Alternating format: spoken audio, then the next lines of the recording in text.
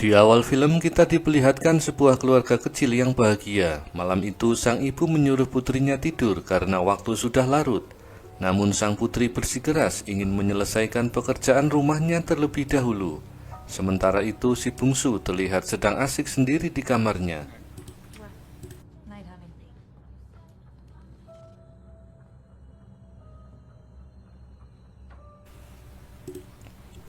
Tiba-tiba lampu rumah padam. Sang kakak pun memeriksa kamar adiknya, namun tak menemukan siapapun di sana.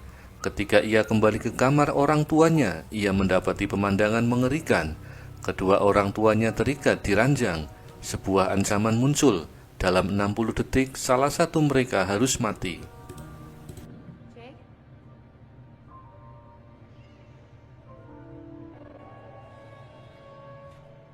Dad?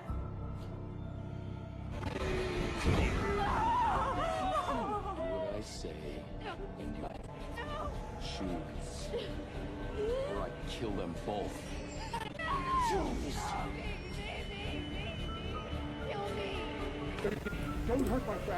Dalam kepanikan, sang kakak, yaitu Sarah, dipaksa memilih.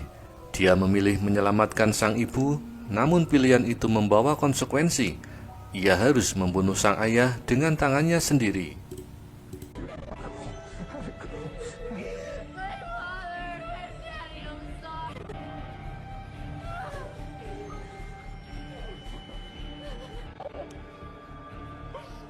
Pick it up.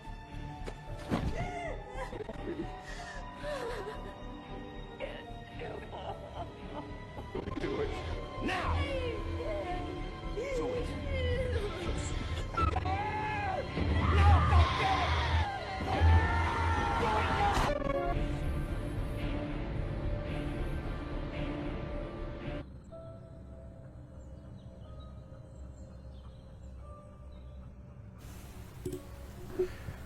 Keesokan harinya, kita diperkenalkan pada Fiona, seorang mahasiswi cantik, calon jurnalis, dan anak dari seorang detektif senior bernama Tom.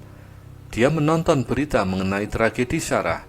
Tak lama kemudian, muncul laporan pembunuhan baru, yaitu Vincent.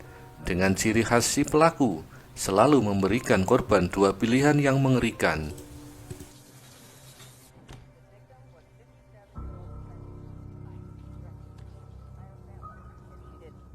Police described the alleged killer as that case involved alleged sexual abuse in several state-run correctional facilities throughout. Saat Fiona mandi, ia mendengar suara benda jatuh. Mengira ada penyusup, ia mengambil tongkat baseball dan memeriksa rumah.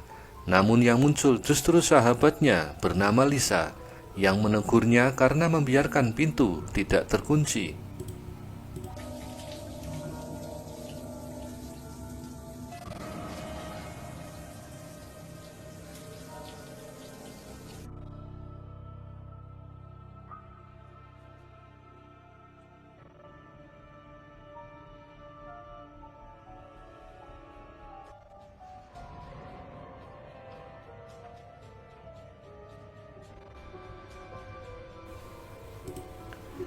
Tom, ayah Fiona, datang bersama asistennya bernama Benson.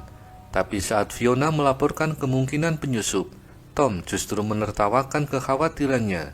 Fiona yang kecewa mengingatkan ayahnya tentang permintaan untuk menyelidiki jejak pelaku melalui sidik jari. Tapi Tom menolak karena terlalu sibuk. Dalam percakapan itu terungkap bahwa setelah ibunya meninggal 3 tahun lalu, Fiona memilih tinggal di kos. Meski diminta kembali ke rumah, Fiona menolak karena ingin mandiri.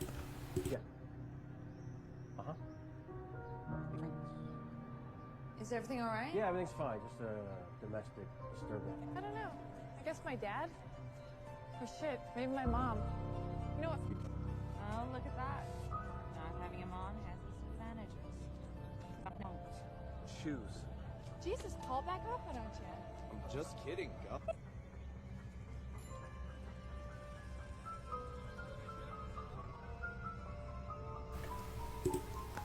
Siang harinya, Fiona membuka kotak di bawah ranjang dan menemukan artikel tentang kematian ibunya yang disebut melakukan bundir di Crescent Motel. Dalam surat wasiatnya, sang ibu meninggalkan pesan bahwa setiap pilihan memiliki tanggung jawab.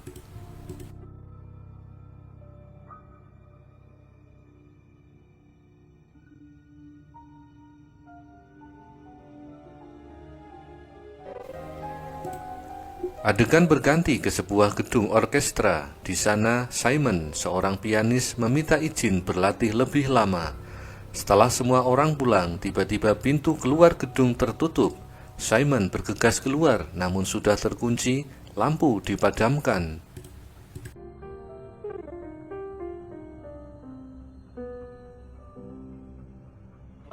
Who's there? Thank you. I just wanted to practice the end, but I'm done, so it's fine.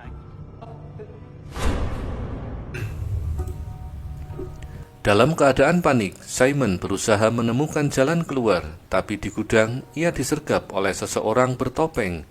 Pelaku mengancam, pilih kehilangan pendengaran atau jari. Karena Simon tidak memilih, pelaku memukulnya hingga pingsan dan mulai memotong jarinya satu persatu.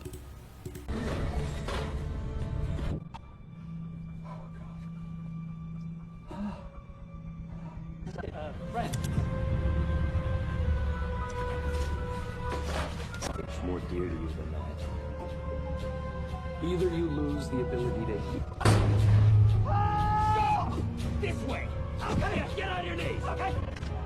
Or your fingers.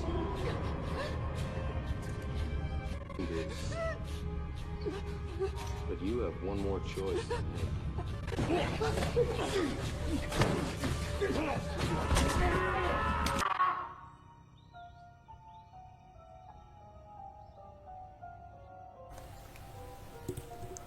Sementara itu, Fiona yang sedang berada di perpustakaan mendapatkan pesan dari akun anonim bernama ISO 17, mengingatkan bahwa hari itu adalah peringatan kematian ibunya. Saat Fiona hendak membalas, pesan itu pun menghilang.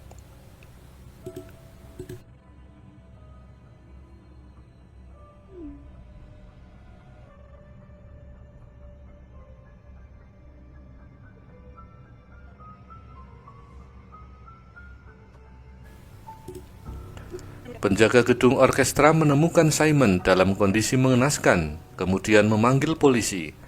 Tom dan timnya datang ke TKP namun tidak menemukan sidik jari pelaku. Mereka hanya menemukan potongan jari dan simbol labirin. Not sure. That's the symbol I told you about. I already got Jamie on it.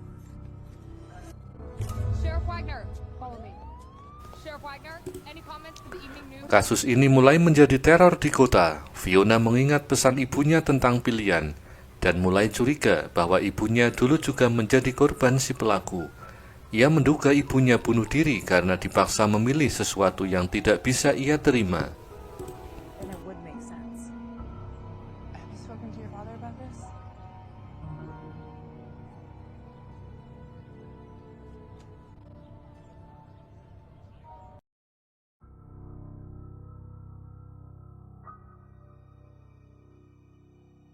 Fiona kemudian nekat menyamar sebagai jurnalis dan menemui Simon di rumah sakit. Simon mengatakan bahwa ia mengenal pelaku, tapi karena gelap saat kejadian, ia tidak bisa mengenalinya. Get a flashlight in my eyes the whole time. I don't know who. Did he say anything to you that stuck out or anything that you could think of? There must be a reason why he picked you. There must be a... I just. Hari berikutnya, seorang model bernama Jenna sedang melakukan sesi pemotretan. Saat istirahat, pintu ruang rias diketuk terus-menerus. Awalnya Jenna tidak peduli, namun akhirnya ia pun membuka. Di sana muncul si pelaku dengan blitz kamera menyilaukan. Lantas pelaku menyuruh Jenna untuk memilih, kehilangan kecantikan atau kehilangan penglihatannya. Karena tak segera memilih, wajah Jenna dibakar. Vain to the very end. Not afraid to die. What is more dear to you, bitch? Your eyesight or your blood?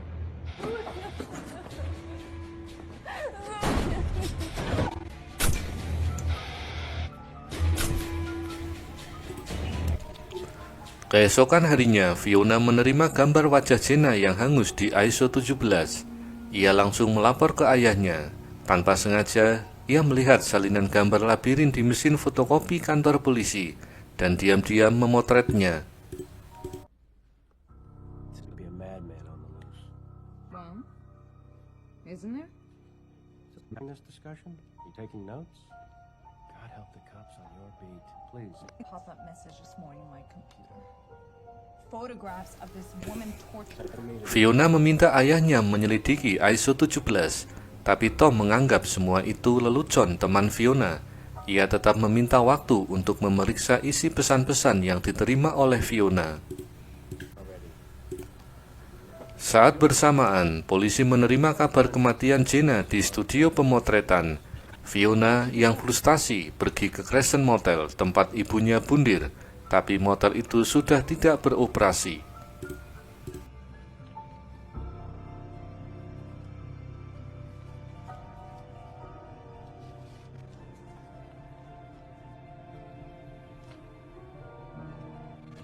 Hello, are you coming out with us tonight? Or whatever. Pintunya terkunci. Fiona masuk ke kamar nomor 7 dan menemukan buku pesanan yang sama persis dengan milik ibunya, namun isinya kosong. Di toilet, ia menemukan simbol labirin yang sama seperti di TKP Simon. Tiba-tiba seorang pria misterius yang kita kenal sebagai Henry muncul dan mencoba menahannya. Fiona menendang Henry dan kabur.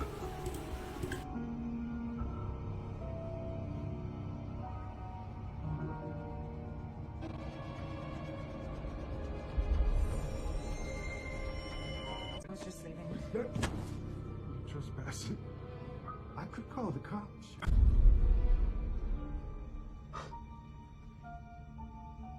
Like apples. I like apples.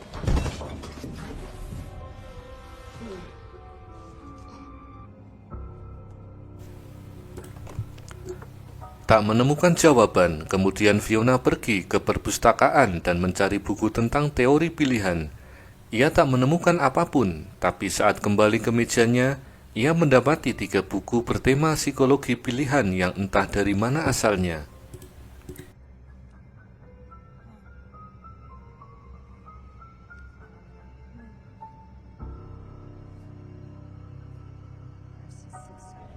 Oh, god damn it!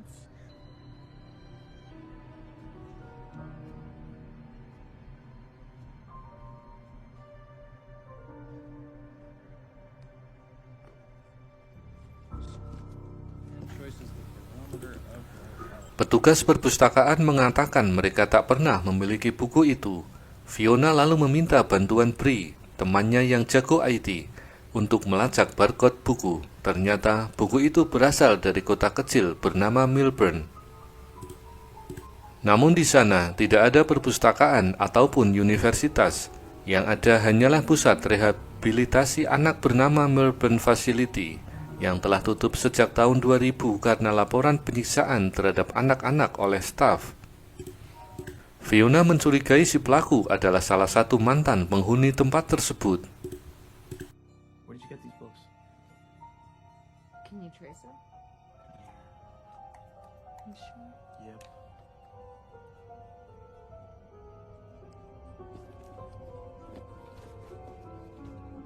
The other numbers are a branch code, a city, a state, or something. Maybe. Milburn? It's like a half hour from here. Heard.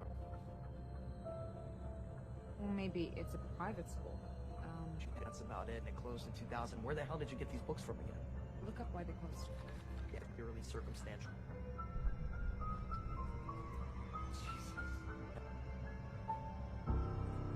These books are from there. Right. Thank you. Nothing matches the database so far, but the maze for Jenna Marlowe. Tom dan timnya mencoba mengaitkan semua pembunuhan tapi belum menemukan benang merahnya. Fiona masuk ke kantor polisi dan memberitahu bahwa pelaku menggunakan teori pilihan. Ia menunjukkan buku-buku yang ia temukan yang berasal dari Milburn Facility. He wants me to find out about him. It's me. What have you got? Milburn closed down more than 8 years ago. These books came from there, so he came from there.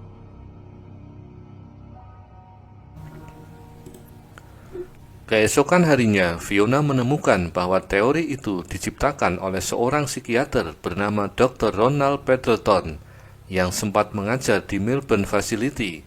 Tom dan Fiona pun pergi ke rumah Dr. Ronald.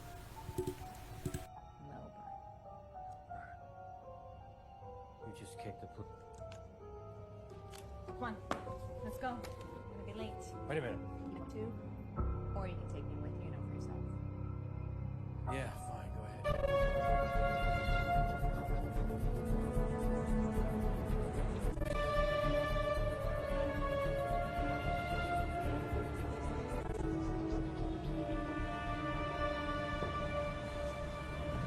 Okay, stay in the car.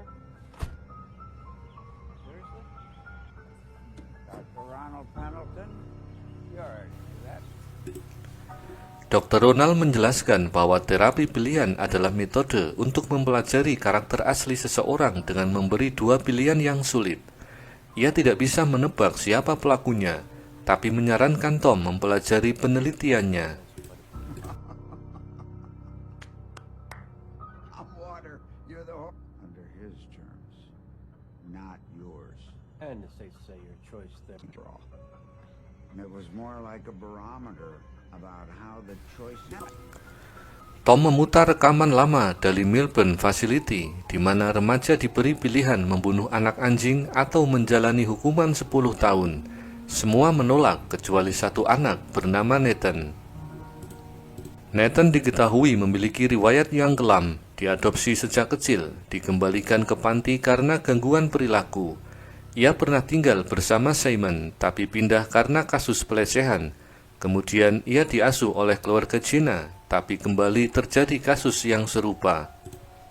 Akhirnya Nathan dikirim ke Melbourne Facility dan justru menjadi lebih rusak karena kekerasan di sana. Setelah identitas pelaku terungkap, Tom meminta Fiona tetap di kantor, sementara tim melakukan penggerebekan di apartemen Nathan. Namun mereka terlambat, Nathan sudah kabur.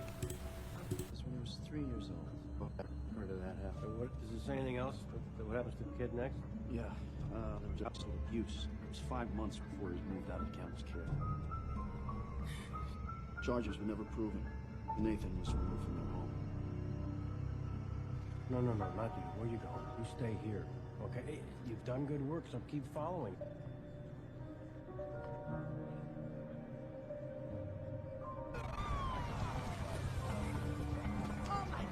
What took you so long?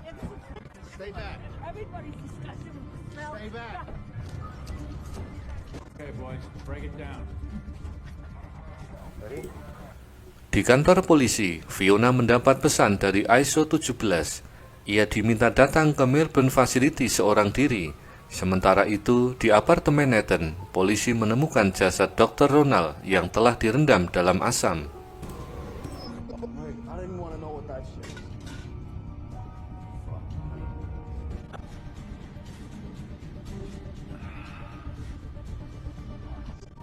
Fine way. Get him down. He's got to see this. Jesus, who the fuck is that? That is who we believe is Dr. Ronald Pendleton. From the looks of it. Tom menyadari bahwa target Nathan selanjutnya adalah dirinya dan Fiona. Ia mencoba menghubungi Fiona, namun Nathan lebih dulu muncul dan menembaknya di dalam mobil. Get this. Bye. Yeah, still get it.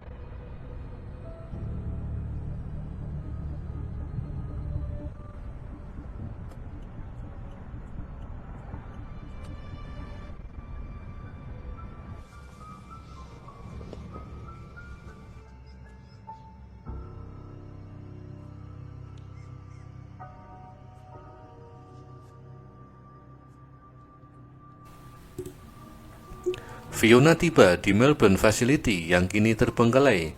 Ia masuk dan melihat lorong-lorong kosong. Di sebuah ruangan bertuliskan Isolation 17. Ia menemukan foto dirinya dan ayahnya di atas ranjang. Pintu terkunci dan gas memenuhi ruangan hingga ia pingsan.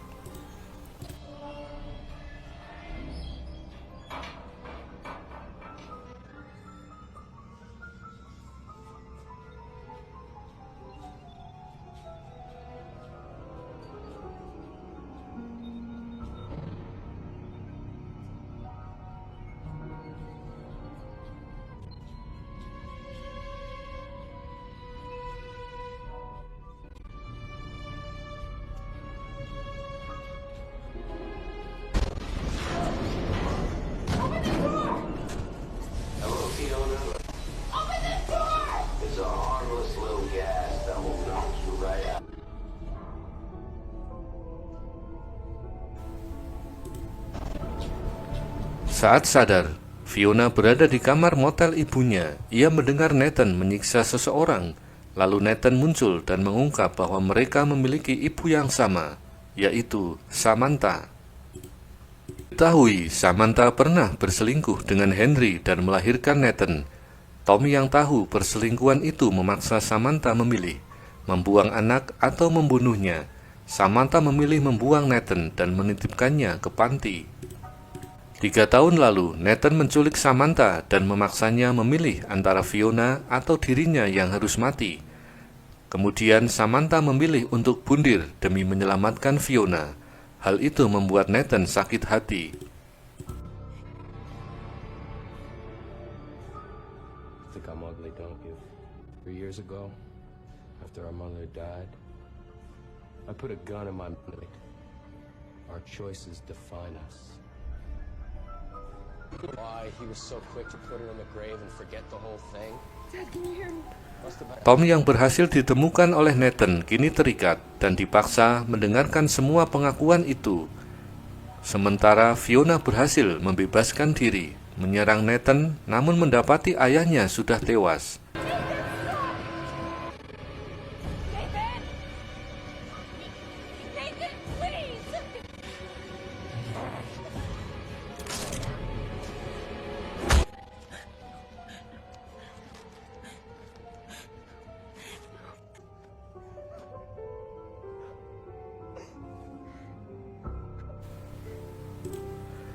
Dengan amarah, Fiona menghantam Nathan hingga tewas menggunakan senter. Film diakhiri saat Fiona berjalan keluar dari motel dan diberi tumpangan oleh seseorang, yaitu Henry.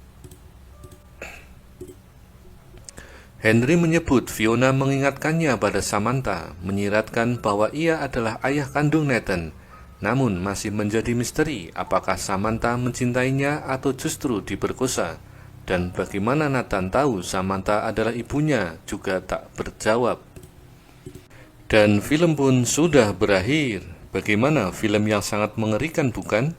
Saya Simus mewakili jajaran yang bertugas pamit undur diri. Sampai jumpa di video berikutnya. Terima kasih.